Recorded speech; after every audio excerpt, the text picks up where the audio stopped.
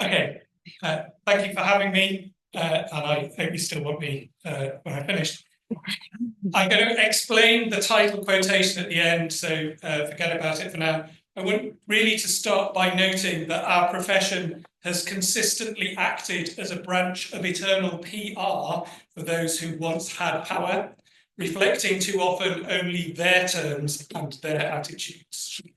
For a century and more, while the outside world has markedly changed, our profession has been trained to be passive keepers, not intervening to ensure that the widest possible range of contributions and perspectives is equally or proportionally represented among the raw materials for research. Opening up collections to help users find contributions made by people other than straight, white, non-disabled, cis men is not at odds with the archival aim of impartiality, though banditry, a great word I learned this morning, may make it look very different. In this presentation, I'm sharing recent work I've led at Shakespeare's Globe. It's not obvious that we're a research institution, I'll come back to that in due course, which is creating 4 subject guides to finding disability, thank you, gender, queerness and race in our collections. Taking race as an example, I need to be honest about the global context which my organisation is operating in, and which creates an archive centred on the works of Shakespeare and his contemporaries. As a late 20th century theatre complex, we were not, for example, founded with profits from the trade in enslaved people or from invested compensation following the 1837 Act. But we have, for example, Anglosphere reach to still colonise lands, including, for example, the Shakespeare Globe Centre, New Zealand, where there have been legitimate questions raised about its work from a Maori Pacific Islander perspective. In the past decade, we sent a production of Hamlet around the world on tour to as many countries as were safe for travel for 2 years, performing in early modern English and without local translation, which certainly could be read as sharing the gospel of Shakespeare with the natives and was indeed criticised as, quotes, neo-colonialism, close quotes. Shakespeare is seen as an icon of white excellence and has a history of being taught in such a way that, for example, the Black writer and civil rights activist James Baldwin had considered him, quotes, one of the authors and architects of my oppression, close quotes. The Globe, too, is often perceived as white space. Unfortunately, some people like it that way. And the theatre has had pushback both when presenting, for example, actors from the global majority and when talking about race in the plays. As Islam Issa has noted, Goebbels was a Shakespeare fan and a swastika flew in Stratford in 1939 as part of the birthday celebrations. So, Shakespeare's Globe is a decades-long theatrical experiment on the south bank of the Thames in London. It's metres from the site of the original playhouse built for Shakespeare's company. The slide shows the exterior of our 2 theatres, the thatched, half-timbered open-air Globe Theatre, and the brick exterior of the enclosed San Wanamaker Playhouse. That's named after our founder, but it attempts to recreate an indoor Jacobean theatre. The outdoor playhouse in particular, although it's also true of the indoor one, is a shared light space where the audience co-create the performance in a way fundamentally different from a black box theatre. The archive was part of our founder's vision for the site from the very beginning, but our current premises are not really adequate. A more visible and accessible research centre is in the works. Creating these guides will support our own subject knowledge to develop community programming that could extend our reach to broader audiences, as well as helping new audiences find themselves in our collections. Organisationally, Research and Collections sits within the Higher Education and Research team, which also offers an MA in Shakespeare Studies taught in partnership with King's College London. Those students are one imagined audience for the guides. Other global audiences that will benefit are institutional university library subscribers and their users to digital collections that are available on the AM, that's formerly Adam Matthew platform. However, with these resources being made freely accessible from our website, as opposed to by subscription to AM, we also hope that they'll be found by learners who are encountering issues in the plays that their teachers and lecturers are studiously avoiding, and the American context for that is absolutely part of what we're thinking. So, back in 2022, we had a new library and archive manager. We were experimenting with internal visibility within the organisation. We were arranging temporary displays of material related to previous productions of a newly programmed show. We knew that a piece of new writing was coming about Joan of Arc. Initially, we thought we could look thematically at women in new writing in our display.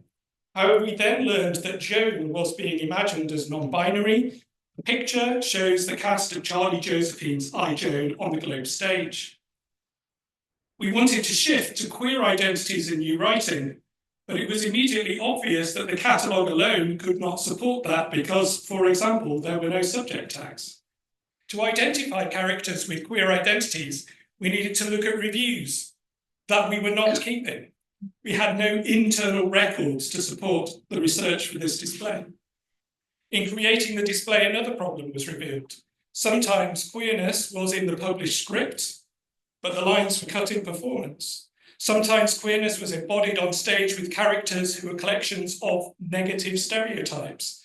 Mere representation alone was not all we needed to know. So, with these ideas bubbling away under the surface for a year or so, the opportunity arose last summer to dedicate some time to roughing out a version of 2 of the guides that would enable internal stakeholders to see it was worth the investment of time. So I made a start on disability and race to get a feel for what they would feature and contain. Initially, I was thinking of just one additional guide on queerness. I soon realised that some of what I wanted to surface would only happen if we added a gender guide. I'm going to say a bit more about the timeline later.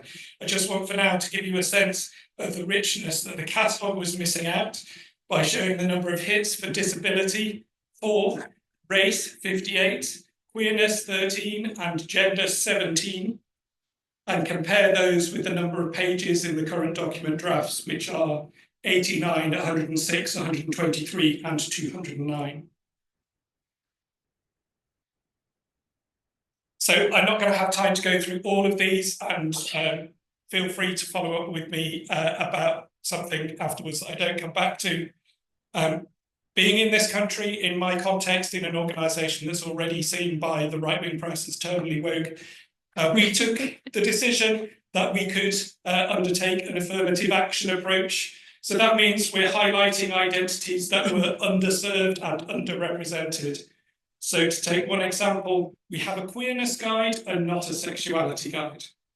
It also reflects decisions made within the guides. For example, we're focused on those not assumed to be here. So obviously, as discussed this morning, white people have a race, and yes, we need to think about that. But in terms of who's not being found in our collections at the moment, our focus is on identifying people from global majority populations rather than white British actors in the race guide.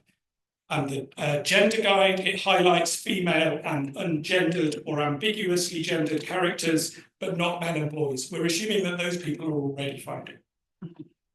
Secondly, we need the guides to be both standalone and to point to each other.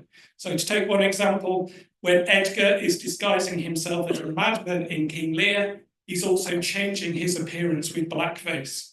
That's not talked about. We need to, this is one place we can do that.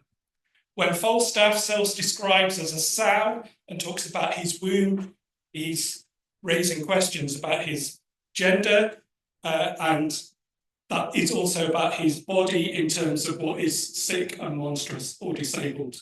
They need to work together. So looking at the themes in the text of the plays, as well as the productions, enables us to point beyond our 20th and 21st century performance history back to the early modern London, where the plays at the heart of our repertoire were first performed. For example, it was not wholly white. Disabled people would have been not only in the first audiences, but also writing and performing. The gender binary was being troubled in dress and conduct by both men and women, and people who lived unconventionally, like, for example, the playwrights Beaumont and Fletcher, they were attracting remark. There is stuff that we can draw on to put back into the past the diversity that we've forgotten. Finally, the idea is that with the past heritage of our organisation covered, it will then be manageable to update these guides annually to incorporate new productions. So here's a kind of shared framework which suggests similarity between the guides, but I think there are enough differences for the guides to, as it were, have different personalities. With the gender guide, for example, all Shakespeare's female characters are listed. Seemingly for the first time, you'd think something as obvious as that would previously exist, but we didn't find it. It includes characters with no spoken lines and characters who are mentioned but do not appear in the plays. So, for example, Othello includes Barbary, whose willow song is misremembered by Desdemona, and the Egyptian woman responsible for the handkerchief. Neither of those are embodied on stage. Both of those are likely African in origin, and the marginalization from the stage is part of what we need to be drawing attention to. So the storyline and vocabulary about these female characters is introduced. Their literacy, if evident, is surfaced. A suggestion is made about their likely social status. When looking at race making, however, we're sharing only the characters where language is being used in the plays to create racial difference between them. The disability guide divides characters up into those who are so characterized at their first appearance, those who become disabled during the action of the play, those who pretend to be disabled, and those where disability could be inferred from lines in the text, but where there remains some uncertainty. The queerness guide has the following subsections: characters with evidence of same-gender desire, affection, intimacy, characters resistant to or avoiding heterosexual coupling, characters whose conduct challenges convention, gender non-conforming, and characters portrayed as at odds with binary conceptions of appearance based on dress and accoutrements. In the latter case, we note that, quotes, a queer reading of these examples leaves open a variety of possibilities for the characters, including that they are dressing outside the binary as experimentation, for example, or for protection, for their own entertainment or that of others, or revealing a true identity or an aspect of it. The term cross-dressing, although widely used in theatrical scholarship, has been deliberately avoided because it reinforces heteronormativity, end of quote. This guide is also the only one quoting whole gobbets of text rather than just individual words and phrases. And it also includes sections on potentially homoerotic classical allusions and queer innuendo. In these two snips from the guides, you can see how in these cases, the gender guide referring to Queen Margaret in Richard III points, for example, to the disability guide, and that the disability guide here referring to Caliban in The Tempest points to the race guide. In the example on this slide, we see that sometimes it's even proved possible to identify a real early modern person lurking behind the stage representation of bodily difference. The text of the play Old Fortunatus explicitly links the experience of the character Agrippine with the quotes, little Welshwoman, close quotes, and we know that they're talking about Margaret Griffith, who was displayed in London in 1588, and she's lying behind a variety of characters with horns. An important aspect of the research and innovation bid was that funding would enable us to pay honoraria to a community panel, pictured on the slide at February and April meetings, of those with lived experience across all 4 areas. We didn't really know how much interest there would be. Shakespeare can be Marmite after all.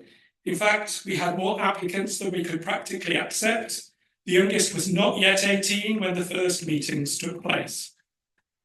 Their job was not only to attend 3 in-person meetings and contribute to discussion, but to have read documents in advance and send comments through that were either immediately addressed or brought to the meeting for more general discussion. So I did run the meetings, but I was supported to focus on content by having a moderator to enforce timings if need be. And I'm delighted to say that many panelists have agreed to continue their relationship with us as we develop our new reading room and its offers. One additional project that arose out of discussing the drafts with the panel is a timeline. They wanted a timeline to be able to see the relative chronologies of the plays. Publication date, which is what immediately springs to mind, is an unhelpful metric. It's interesting, but it's not helpful because it could come years, decades, or centuries after performance. Borrowings between plays don't depend on publication. Dating the earliest performance is usually difficult. There's no guarantee that the version printed closely resembled that first performance. Plays in the timeline have been subject tagged with reference back to the subject guide. So, for example, The Faithful Shepherdess on the right appears in the gender guide. And in consultation with the Royal National Institute for Blind People, a prose screen reader accessible alternative to the very visual medium of the timeline is being prepared.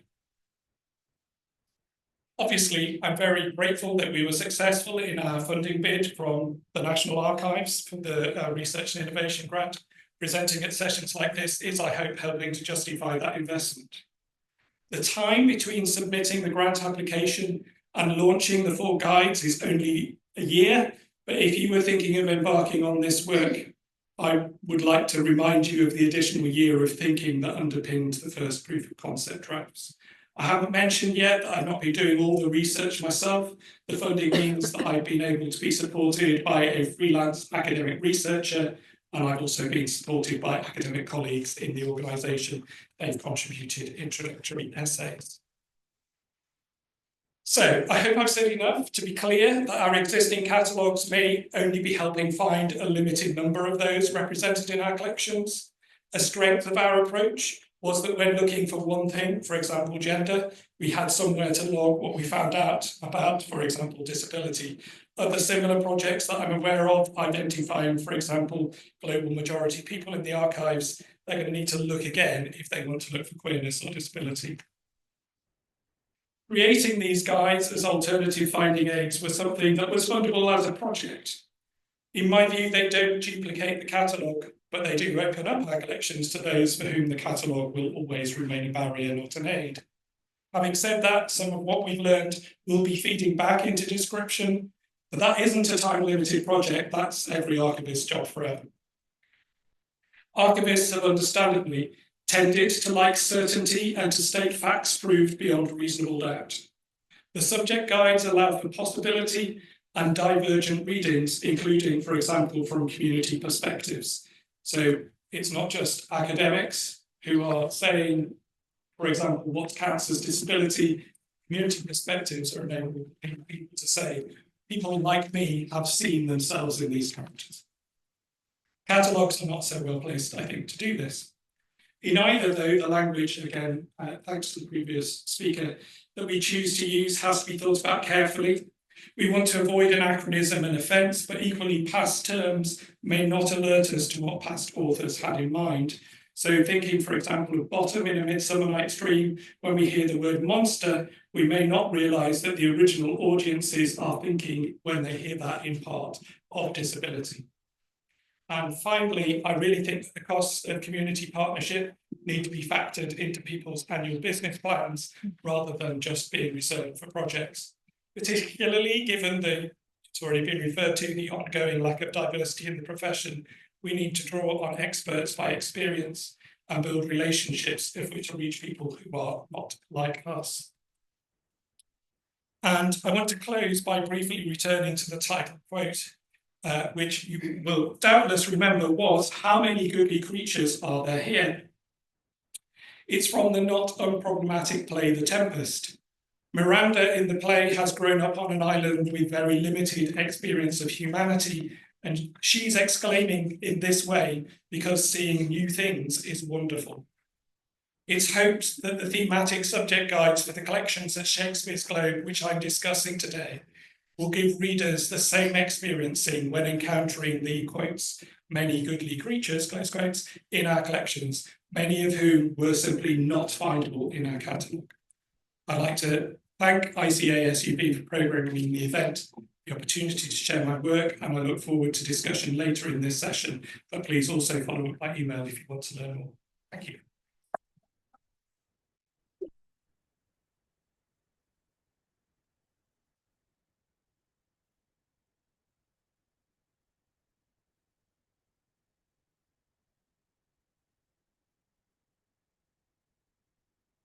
Thank you.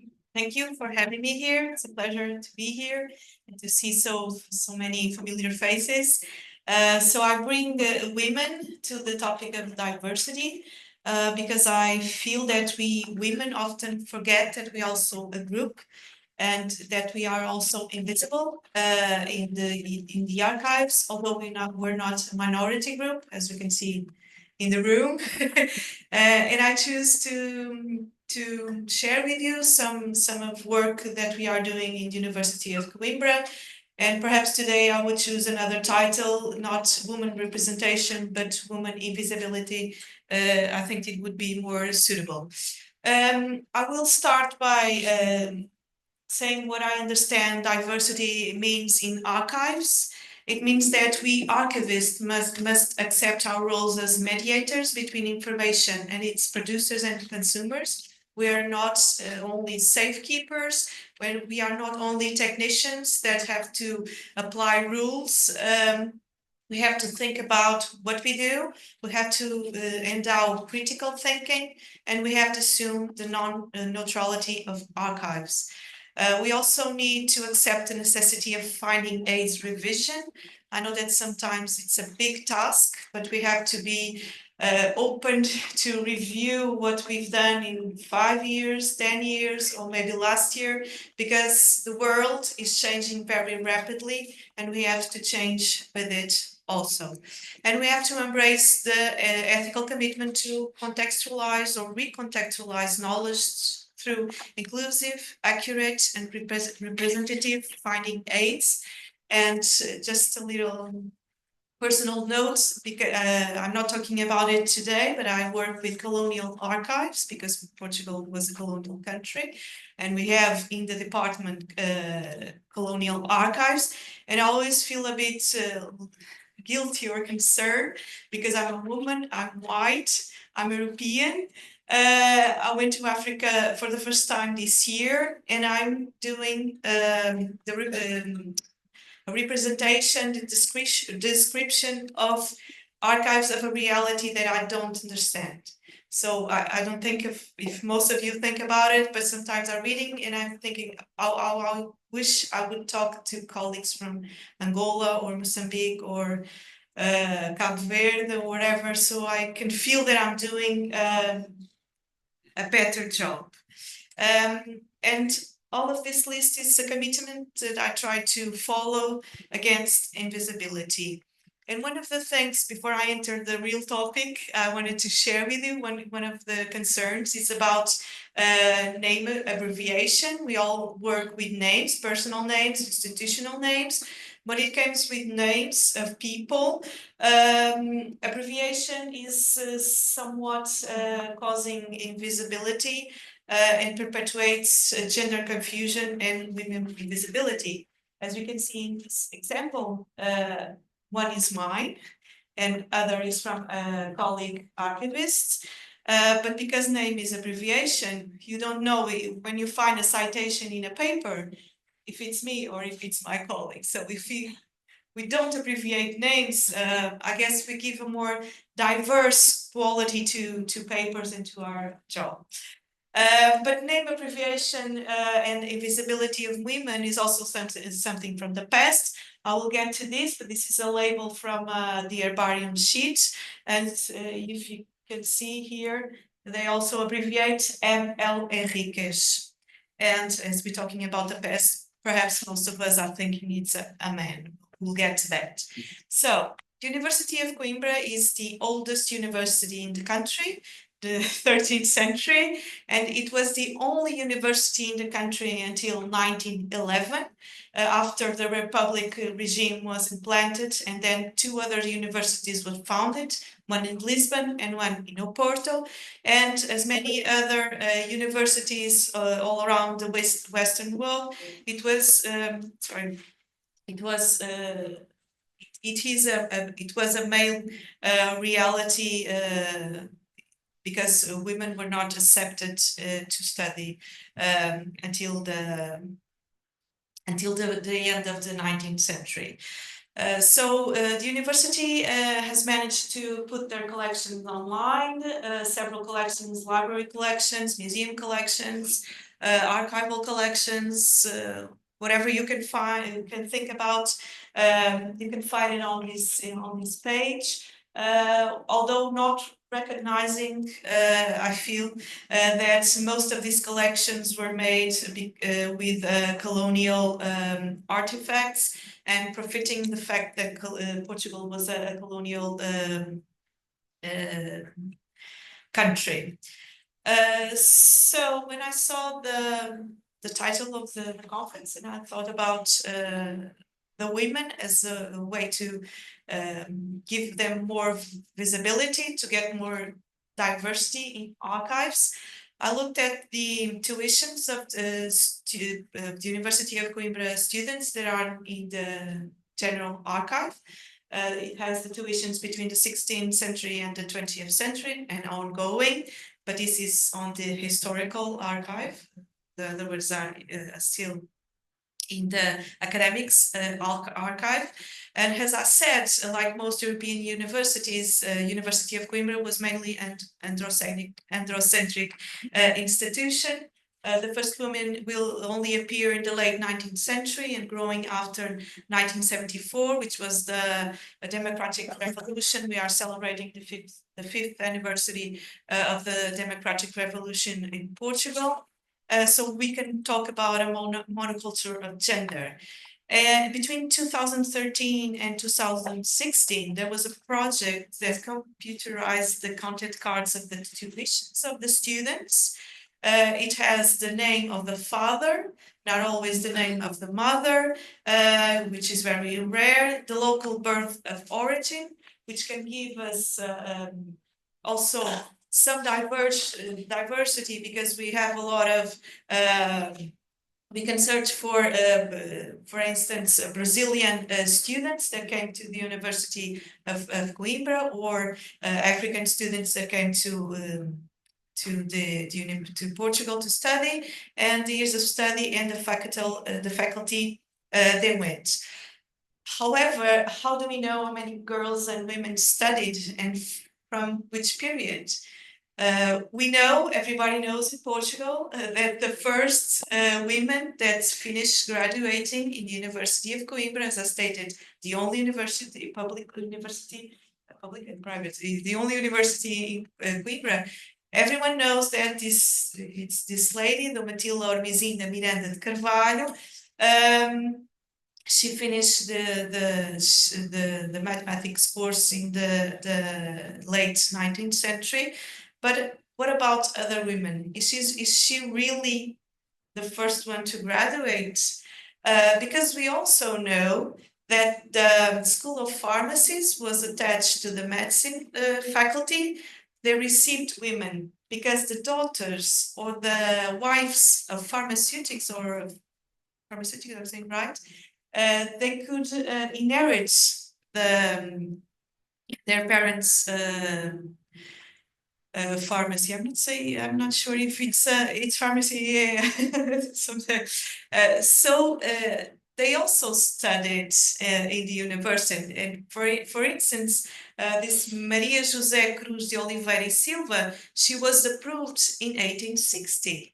So much further than, much older than the one that is stated to be the first women finishing a degree in the University of Coimbra. And in September 2016, the Records in Context concept model, I think we all heard of it. That in this version, they included a specific property for people called gender, or the gender with which a person identifies. Today, that may cause some problems, but I think looking at the past, we only had or people identified with men or women, and that seemed promising to add something like gender to the archival description, because with all the tuitions, if we had a place to say female or male, I could search for all the females. Because if I put Maria, that is a female name, it appears João Maria, André Maria, Philip Maria, also most of men, they could have the name Maria, so it's not an easy way to search for women or girls in the catalogs of the archival, the general archive. In the second version, in July 2021, the gender was replaced by demographic group. A new property to characterize individuals and groups that identifies with genders groups like education, place of birth, ethnicity identification, ancestry or religion. So not saying it's not okay, but I guess with the amplifying this property with this demographic group, women would step aside within all the possibilities than just gender. So it further explains that this characterization presents intellectual and ethical challenges. While it can benefit the tracing of information, it may lead to abuses such as the justification of various forms of discrimination. So it's not, it's a topic that it's not,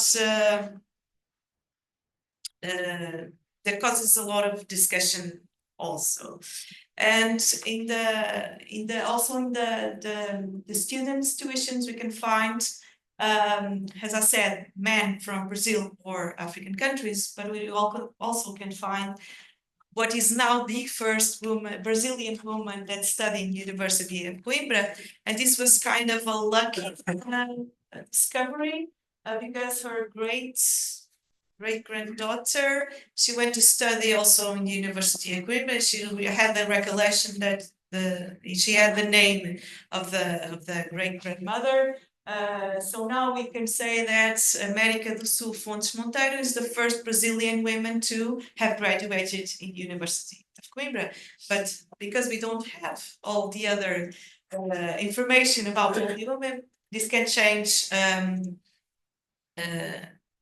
when we go back to the archives. Nowadays, or since June 2022, the University of Coimbra has engaged with a program that is Us in the University of Coimbra, and within that section we have UC Human in Science. Each month, one researcher or professor, women professor or women researcher in the University of Coimbra gives a little 20 minutes interview that is recorded, and it's available on the university site. So we don't forget about and we keep track for now and for the future of all the women that work in University of Coimbra. This is only for women in science, but the university has another that interviews also the staff members of all departments. So there we can also find women voices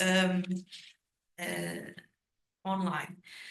So what we have been doing in my department, the Department of Life Science, that is part of the Faculty of Science and Technology.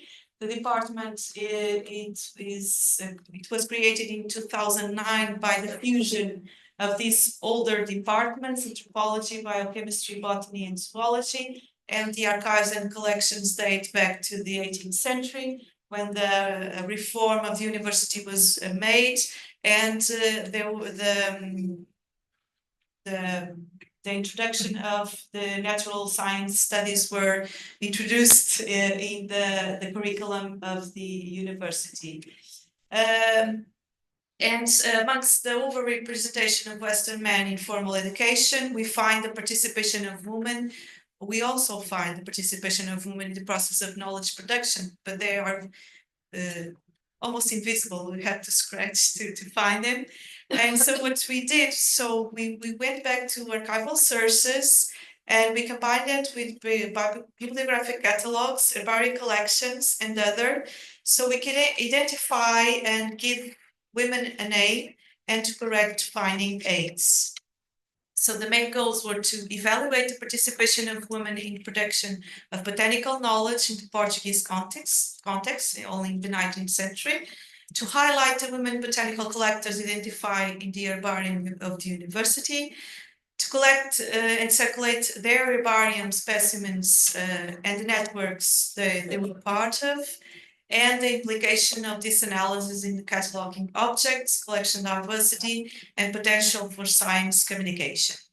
So digging up in the archives, and as I said, we have only looking at the 19th century, we had a list of correspondence with the directors, but because of the name's abbreviation, we thought they were all men. So looking at the letters again, we find 6 correspondents, female correspondents, that had also herbarium material collected. And I don't know if you have this experience, but it's very hard to make women's biographies for 19th, 18th centuries, for the past, because if many times they appear as the woman of someone, and we cannot find the traces where she was born, how old she is. Although we have their names and some of the letters they wrote, for others we don't have any biographical data. And here is the label that I showed you before. This is a label of the herbarium. And in the catalogs, there were like M.L. Henriques, but now we know she was Maria Lina Henriques. She was sister of the botanical director. And it's curious because when we don't think about things, or only when we are looking at things, we look at things, sorry, because in the teacher's reports, her brother, he mentions her as a collector, but we never looked as close as that, saying, oh, his sister also participated in the botanical expeditions. And now that we are looking at the archives, it says, how we never looked at this. So we corrected all the names. A few labels said Maria Luisa, but it's Maria Lina. And to date, we have 125 herbarium materials that she collected between 1879 and 1883. And as I said, we don't have any biographical data. We know she was born in 1844, but then we got lost track of her. So if you go to the online catalog, you can see that it was corrected. Now she has the full name, and you can see we Portuguese see it's a female name.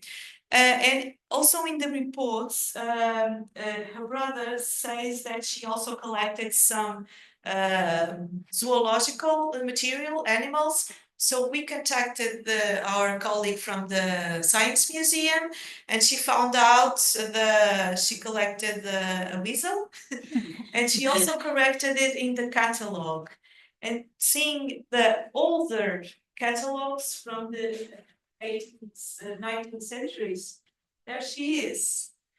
But if we don't look at the things past people, the peoples that worked at the archives before us, we lost track. But now herbarium catalog is corrected, and the museum catalog is also corrected. So Sofia Rosa da Silva, it's the same. We have only 2 postcards, but we have about 200 specimens she collected. But in the director's report, he refers to 254, so we're lacking 54 specimens. And the postcards, the one from 1899, this one, left, right? She says, I don't know if you continue to receive the plants. So we know she engaged before with the botanical garden, and she collected things, but we only have these 2 postcards, and the other one is offering a book, so nothing relating to collections. This one is even more obscure because we know she sent material for the herbarium between 1886 and 1888.